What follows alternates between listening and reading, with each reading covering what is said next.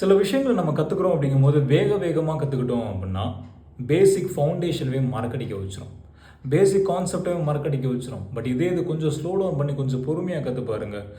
Observing capacity increase ஆகும். நெறைய விஷயங்கள் கேள்வி கேட்க தோணும். கிளாரிட்டி கிடைக்கும். ஒரு சின்ன எக்ஸாம்பிள் சொல்றேன். குக்கிங்ல வந்து வேகமா கத்துக்கணும் அப்படின்ட்டு வந்து ஒரு ஆர்வ கோளாறுல அப்படியே ஸ்டெப் 1, 2, 3, 4 அப்படின்னு கத்துக்கிட்டு எல்லாத்தையும் பண்ணி அப்படியே எக்ஸிக்யூட் பண்ற டைம்ல எல்லாத்தையுமே பண்ணி முடிச்சிருப்போம். கடைசியில அப்படியே யோசிக்க ஆரம்பிப்போம். என்னடா எல்லாத்தையும் பண்ணிட்டோம், ஆனா கொதிக்கவே இல்லையே! அதுக்கப்புறம் தான் தெரியும் அடுப்பவே பத்த வைக்கல அப்படின்ட்டு. பேசிக் ஃபவுண்டேஷன மறக்கடிக்கிறது. ஆனா இதே இது கொஞ்சம் ஸ்லோ டவுன் பண்ணி எதனால இத பண்றோம்? எதனால இத ஆட் பண்ணணும்? இந்த இடத்துல எத ஆட் பண்ணணும்? ஏன் இந்த இடத்துல தண்ணி ஊத்தணும்? எல்லாத்தையும் கொஞ்சம் ஸ்லோ டவுன் பண்ணி அப்சர்வ் பண்றோம் அப்படிங்கும்போது, அப்சர்விங் கெப்பாசிட்டி இன்கிரீஸ் ஆகும். கேள்வி கேட்க தோணும். கேள்வி கேட்கும்போது கிளாரிட்டி கண்டிப்பா கிடைக்கும்.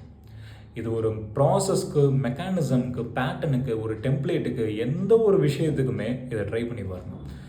Sometimes you just need to slow down for a process to understand the mechanism, to understand the template. இது மற்ற விஷயங்களுக்கு மட்டும் கிடையாதுங்க, நம்ம லைஃப்லையுமே பொருந்தும், நம்மளுக்கே பொருந்தும். Sometimes you just need to slow down to understand yourself better, to understand ourselves better. நம்ம வாட்டுக்கு அப்படியே போய்கிட்டே இருக்கோம். எங்கே போகிறோம், ஏது பண்ணுறோம், எதுக்காக பண்ணுறோம் அப்படிங்கிறது தெரியாமல் அப்படியே ஓடிக்கிட்டே இருக்கும். கொஞ்சம் நிதானமாக நின்று யோசிச்சு பார்ப்போமே. என்ன பண்ணுறோம், எதுக்காக பண்ணுறோம், யாருக்காக பண்ணுறோம் யோசிச்சு பார்த்தா தான் தெரியும். ஒரு கிளாரிட்டி நம்மளுக்கே வரும். தேவையா தேவையில்லையா, வேணுமா வேணாமா, எதுக்காக இது அப்படிங்கிற அந்த ஒரு கிளாரிட்டி கிடைக்கும். Sometimes you just need to slow down to understand ourselves better.